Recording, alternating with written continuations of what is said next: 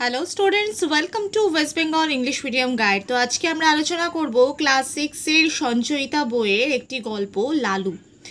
এই গল্পের আজকে আমরা প্রশ্নোত্তর আলোচনা করব। গল্পটি লিখেছেন শরৎচন্দ্র চট্টোপাধ্যায়।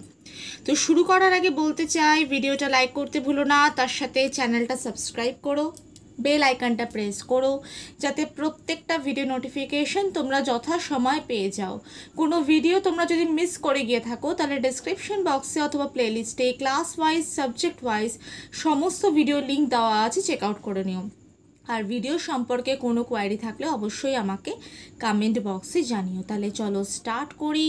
ক্লাস সিক্সের সঞ্চয়িতা বইয়ের গল্প লালু, লিখেছেন শরৎচন্দ্র চট্টোপাধ্যায়। তো প্রথমেই আছে অবজেক্টিভস। আমি বলে রাখি শুরু করার আগে যে আমি অবজেক্টিভ পার্টস, তার সাথে ব্যাকরণগত যে প্রশ্নোত্তর, সেই পার্টটা আমি আগে করেছি, তারপরে আমি যাব প্রশ্নোত্তর পর্বে।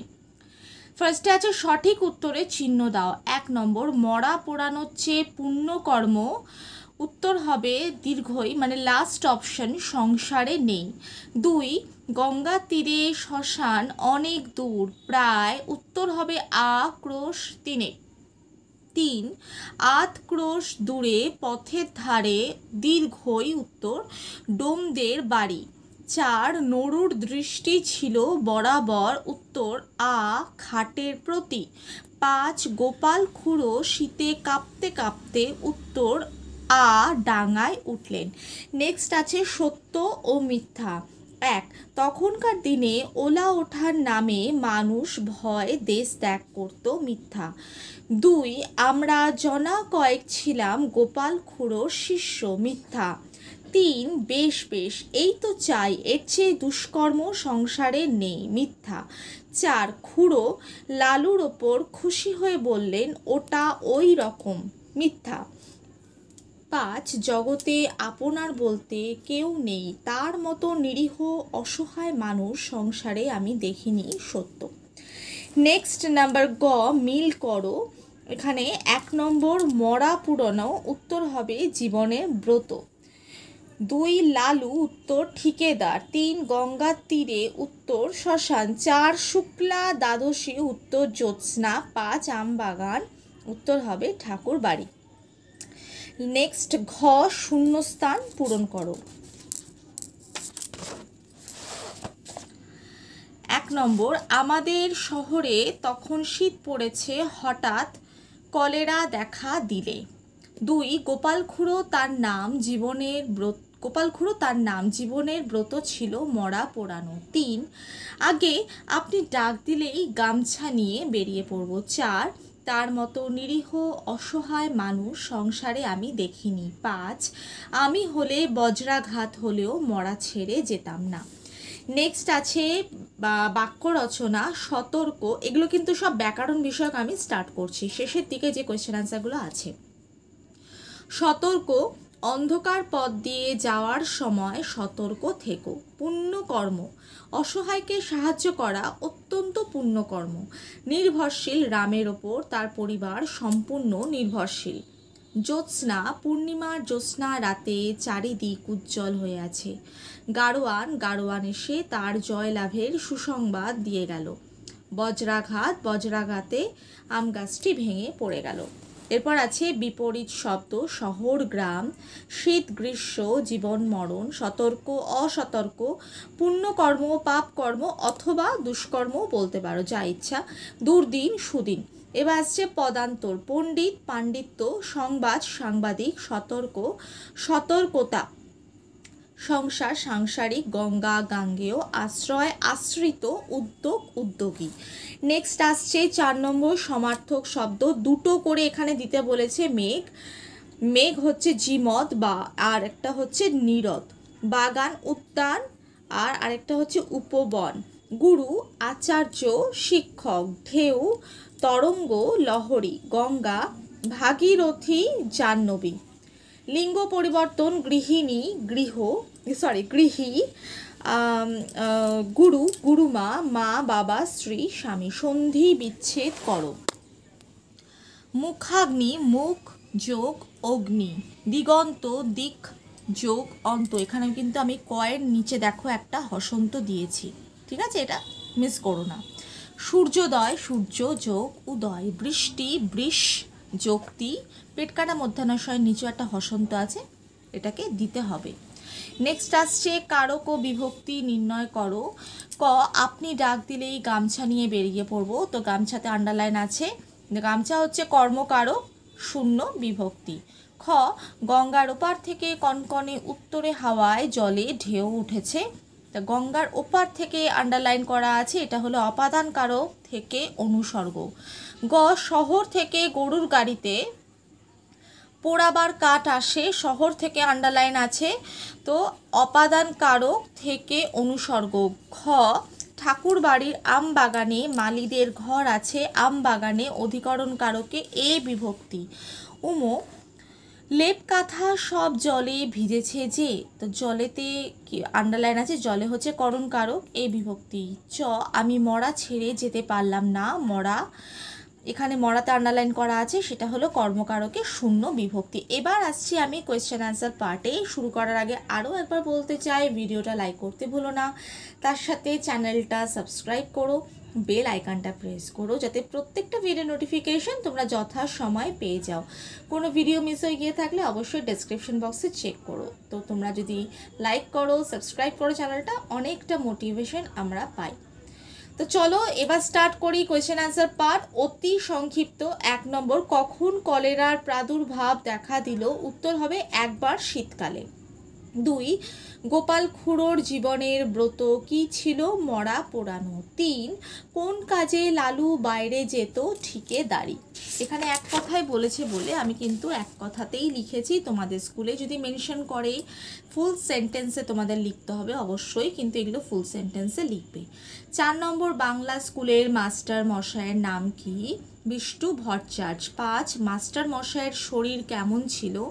চিররুগ্ন। 6, গঙ্গার তীরে শ্মশান কত দূর? প্রায় ক্রোশ 3।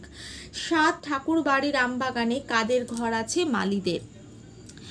8, কে চুলো কাটছিল গোপাল খুড়ো? 9, কে বলল যে মরা নড়ছে? নড়ু। 10, সপ্তাহ সমাধা করে গঙ্গায় স্নান সেরে কখন সকলে বাড়ি ফিরল? সূর্যোদয়ের সময়। এবার আসছি সংক্ষিপ্ত প্রশ্নাবলী। 1 নম্বর, বাংলা স্কুলের মাস্টার মশাই সম্বন্ধে যা জানো অল্প কথায় লেখো। লালুদের বাংলা স্কুলের মাস্টার মশাই বিষ্টু ভট্টাচার্য ছিলেন চিররুগ্ন, তিনি চিরদিন স্ত্রীর প্রতি একান্ত নির্ভরশীল ছিলেন। জগতে আপনার বলতে আর কেউ ছিল না তার মতো নিরীহ অসহায় মানুষ সংসারে আর দেখতে পাওয়া যায় না। 2 নম্বর, পণ্ডিত গৃহিণীর দেহ কিভাবে বার করে নিয়ে এলো? রাত্রি 8টা নাগাদ লালু, গোপাল খুড়ো ও তাদের সঙ্গী সাথীরা দড়ির খাটে বিছনা সমেত পণ্ডিত গৃহিণীকে তার ঘর থেকে উঠানে নিয়ে এলো। হরিবোল দিয়ে তারা বিষ্টু পণ্ডিতের ঘর থেকে গৃহিণীর মৃতদেহ চিরদিনের মতো বার করে নিয়ে এসেছিল। 3 নম্বর, ওই রাত্রিতে শ্মশানটি কেমন লাগছিল? গঙ্গার তীরে শ্মশান লালুদের গ্রাম থেকে প্রায় ক্রোশ 3 দূরে। শুক্লা দ্বাদশীর পরিস্ফুট জ্যোৎস্নায় বালুময় বহুদূর বিস্তৃত শ্মশান অত্যন্ত জনহীন ছিল। 4, গঙ্গার ওপারে দিগন্তে কালো মেঘ দেখে গোপাল খুড়ো কি মন্তব্য করলো? গঙ্গার ওপারে দিগন্তে একটি গাঢ় কালো মেঘ উঠে প্রবলটা দুবার লিখে ফেলেছি। প্রবল উত্তরে হাওয়া হু হু করে এপারে ছুটে আসছিল। গোপাল খুড়ো তা দেখে সভয়ে বললেন, লক্ষণ ভালো ঠেকছে না রে, বৃষ্টি হতে পারে, এই শীতে জলে ভিজলে আর রক্ষে থাকবে না। 5, বৃষ্টি থামার পর সব যাত্রীরা কি করলো? বৃষ্টি থামার পর সব যাত্রীরা সকলে একে একে ফিরে এসেছিল। মেঘ কেটে গিয়ে চাঁদের আলো ফুটেছিল। ইতিমধ্যে গরুর গাড়ি এসে গিয়েছিল। গাড়োয়ান কাঠ এবং শবদাহের অন্যান্য উপকরণ নামিয়ে দিয়ে ফিরে যাবার উদ্যোগ করেছিল, কিন্তু ডোমরা এসে পৌঁছায়নি, তাই গোপাল খুড়ো ও তার চেলারা মিলে শবদাহের উদ্যোগ নিচ্ছিল। এবার আসছি রচনা ধর্মী প্রশ্নোত্তরে। 1 নম্বর, গল্পের নায়ক লালুর চরিত্রের যে নির্ভীকতা তা বর্ণনা করো। গোপাল খুড়ো যখন বিষ্ণু পণ্ডিতের গৃহিণীর শবদেহ নিয়ে প্রায় 3 ক্রোশ পথ অতিক্রম করে শ্মশানে পৌঁছলেন তখন রাত প্রায় 2টো। সঙ্গে ছিল লালু সহ আরও বেশ কিছু চেলা। কিছুক্ষণ যেতে না যেতেই নেমে পড়ল মুষলধারায় বৃষ্টি। মরা ছেড়ে নিজেদের প্রাণ বাঁচাতে সবাই এদিক ওদিক ছুট দিল, কিন্তু লালু মরা ছেড়ে যায়নি, কারণ হিন্দু শাস্ত্র মতে মরা ছেড়ে কোথাও যেতে নেই। তাই ওই শীতের রাতে বৃষ্টিকে তোয়াক্কা না করে সে মরার লেপের মধ্যে ঢুকে পড়েছিল। এইভাবেই লেখক শরৎচন্দ্র চট্টোপাধ্যায় গল্পে পাঠকবর্গের কাছে লালুর নির্ভীকতার পরিচয় দিয়েছেন। 2 নম্বর, পণ্ডিত গৃহিণীর দেহ কিভাবে বের করে নিয়ে এলো? বাংলা স্কুলের মাস্টারমশাই বিষ্ণু ভট্টাচার্য যে তার স্ত্রী ব্যতীত আপন বলতে কেউই ছিল না। তার স্ত্রীর মৃত্যুর পর রাত্রি 8টা নাগাদ গোপাল খুড়ো, লালু এবং বাকি সব সঙ্গী সাথীরা দড়ির খাটে বিছনা সমেত পণ্ডিত গৃহিণীর এখানে দেহটা লিখতে হবে, ঘর থেকে উঠোনে নামালো। এরপর হরিবোল দিয়ে চিরকালের মতো তার স্ত্রীকে বাড়ি থেকে বের করে শ্মশানের উদ্দেশ্যে সকলে যাত্রা করল। এবার আসছে 3 নম্বর, শ্মশান ভূমির বর্ণনা দাও। বিষ্ণু ভট্টাচার্যের বাড়ি থেকে গঙ্গার তীরে শ্মশান প্রায় 3 ক্রোশ দূরে। শুক্লা দ্বাদশীর উজ্জ্বল জ্যোৎস্নায় চারিদিকে বালুকাময় শ্মশান সম্পূর্ণ জনহীন। গঙ্গার ওপার থেকে কনকনে উত্তরে হাওয়া বইছে। শ্মশান ভূমির কিছুটা দূরে ঠাকুর বাড়ির আমবাগানে মালিদের ঘর। এবার আসছি 4 নম্বর কোয়েশ্চেন, লেপ কাঁথা জড়ানো মরা হাঁটু গেড়ে বসে চেঁচিয়ে উঠলে কি ঘটেছিল? লেপ কাঁথা জড়ানো মোড়া হাঁটু গেড়ে বসে যখন ভয়ঙ্কর বিশ্রী গলায় চেঁচিয়ে উঠলে সবাই ঊর্ধ্বশ্বাসে দৌড় লাগালো। গোপাল খুড়ো দিশা না পেয়ে গঙ্গার জলে ঝাঁপ দিলেন। তখন লালু মুখের ঢাকা সরিয়ে সবাইকে বলল যে সে লালু। তখন সকলের নিজেদের নির্বুদ্ধিতায় লজ্জা পেয়ে সবাই ফিরে এলো। গোপাল খুড়ো শীতে কাঁপতে কাঁপতে ডাঙায় উঠে এলেন। এবার আসবো বোধ পরীক্ষণে। 1 নম্বর, এর চেয়ে পুণ্যকর্ম সংসারে নেই। আলোচ্য উদ্ধৃতিটি কোন গল্প থেকে নেওয়া হয়েছে? গল্পের প্রধান চরিত্রকে পুণ্যকর্ম বলতে এখানে কি বলা হয়েছে? তো আলোচ্য উদ্ধৃতিটি অমর কথাশিল্পী শরৎচন্দ্র চট্টোপাধ্যায়ের ছোটবেলার গল্প থেকে নেওয়া হয়েছে। খ, গল্পের প্রধান চরিত্র লালু। গ, পুণ্যকর্ম বলতে আলোচ্য অংশে মৃতদেহ দাহ করার কথা বলা হয়েছে। 2 নম্বর, শুক্লা দ্বাদশীর পরিস্ফুট জ্যোৎস্নায় বালুময় বহুদূর বিস্তৃত শ্মশান অত্যন্ত জনহীন। শ্মশানটি কেন বালুময়? স্থানটি কেন জনহীন? এই সময় জ্যোৎস্না কেন পরিস্ফুট বলা হয়েছে? কয়ের উত্তর, সময়টা ছিল শীতকাল, তাই গঙ্গা নদীতে জলও ছিল কম, ফলে নদীর তীরে বেশ অনেকটা বিস্তৃত অংশ চড়া পড়ে বালুময় ছিল। ক্ষয়ের উত্তর, যখন লালুরা শ্মশানে গিয়ে পৌঁছেছিল তখন রাত্রি প্রায় 2টো বাজে। তারপর শীতের রাত, আর শ্মশান গ্রাম থেকে প্রায় 3 ক্রোশ দূরে। তাই অত রাতে অত দূরের শ্মশান অঞ্চলে লালু, গোপাল খুড়ো, তাদের সঙ্গী সাথী এবং পণ্ডিত গৃহিণীর মৃতদেহ ভিন্ন শ্মশানটি জনহীন ছিল। গ, শীতকালে পরিষ্কার আকাশ আর শুক্লা দ্বাদশীর চাঁদের আলো ছিল বলে সেই সময় জ্যোৎস্নাকে পরিস্ফুট বলা হয়েছে। 3 নম্বর, যদি এতই ভয় মরা ছুঁয়ে বসতে গেলি কেন? ক, কথাটি কে কাকে বলেছে? খ, সে কেন মরা ছুঁয়ে বসেছিল? গ, মরা কার? কয়ের উত্তর, উদ্ধৃত অংশে কথাটি গোপাল খুড়ো মণি নামক লালুর বন্ধুকে বলেছিল লালুকে উদ্দেশ্য করে। খ, হিন্দু শাস্ত্র মতে মৃতদেহ সৎকারের পূর্বে শ্মশানে মৃতদেহ ছুঁয়ে বসে থাকতে হয়, নতুবা দুষ্ট আত্মা সেই দেহ অধিকার করতে উপস্থিত হয়। তাই নিয়ম মতো লালু সেই মৃতদেহ ছুঁয়ে বসেছিল। গ, মরাটি ছিল বাংলা স্কুলের মাস্টার মশাই বিষ্ণু ভট্টাচার্যের স্ত্রী। 4, নিজেদের নির্বুদ্ধিতায় লজ্জা পেয়ে সবাই ফিরে এলাম। ক, কাদের নির্বুদ্ধিতায় কে লজ্জা পেল? খ, সবাই কোথা থেকে ফিরে এলো?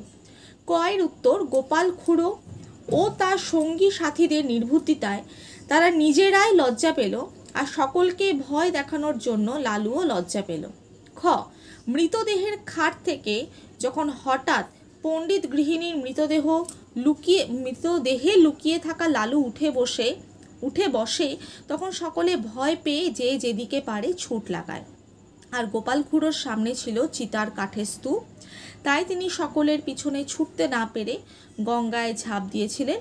পরে লালু সকলের ভুল ভাঙালে সকলে যে যেখানে গিয়েছিল সেখান থেকে ফিরে আসে আর গোপাল খুড়ো গঙ্গার এক বুক জল থেকে উঠে আসে। 5. হরিবোল দিয়ে আমরা বিষ্টু পণ্ডিতের গৃহ হতে গৃহিণীর মৃতদেহ নিয়ে এলাম। ক. কারা হরিবোল উচ্চারণ করেছিল এবং কেন করেছিল? খ. গৃহিণী বলতে এখানে কাকে বোঝানো হয়েছে? কয়ের উত্তর, শ্মশান যাত্রীরা হরিবোল উচ্চারণ করেছিল। হিন্দু শাস্ত্র মতে মৃতদেহ শ্মশানে নিয়ে যাওয়ার সময় সব যাত্রীরা হরিবোল বলতে বলতে যায়, যাতে মৃত ব্যক্তির আত্মাকে ভগবান শান্তি প্রদান করে।